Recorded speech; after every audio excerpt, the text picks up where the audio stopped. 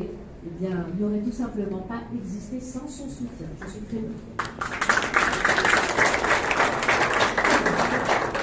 Et vous avez fini par me flatter. Merci beaucoup, Hassan. Désolé pour les équipes, j'ai demandé de vous préparer un speech. Je n'ai pas fait, parce que finalement, toute cette histoire est une histoire de rencontre. C'est une histoire qui est vraiment née avec le cœur. Elle est née au mois de mai dernier, quand mon ami Moto m'a rendu visite, dans ce qui était en réalité une petite visite de courtoisie qu'on a l'habitude d'avoir avec les représentations diplomatiques au Maroc.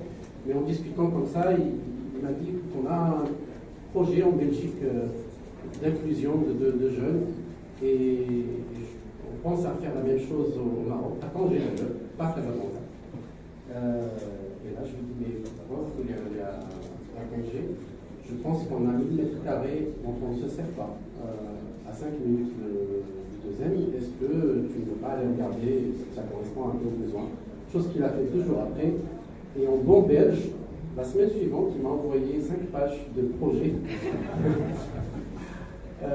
Donc j'ai découvert à cette occasion l'efficacité des partenaires belges et ça s'est confirmé tout au long de ce processus durant ces 5 mois.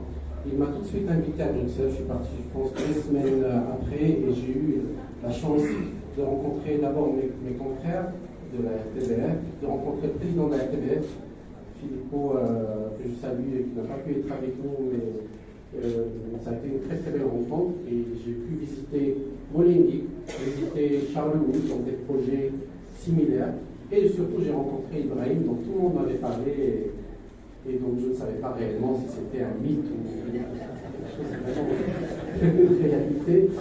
Et c'était vraiment aussi une très très belle rencontre, beaucoup d'énergie. Très sincèrement, c'est cette rencontre-là qui m'a donné tout de suite envie d'y aller, parce que j'ai vu ce qu'il faisait, j'ai vu qu'il le faisait avec énormément de sincérité. Juste avant d'aller à Bruxelles, j'ai reçu un coup de fil de monsieur le ministre Spoli, que je ne connaissais pas personnellement, mais qui m'a appelé pour me dire c'est vraiment génial ce que vous allez faire, je ne sais pas ce qu'on va faire.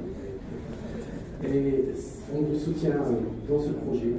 Donc, toutes ces personnes-là le font parce qu'elles croient qu'on peut faire quelque chose pour les jeunes, que quand on offre un environnement valorisant pour un jeune, quel qu'il soit qualifié ou pas, qu'il vienne de la rue, qu'il vienne d'un milieu bourgeois, qu'il vienne d'un milieu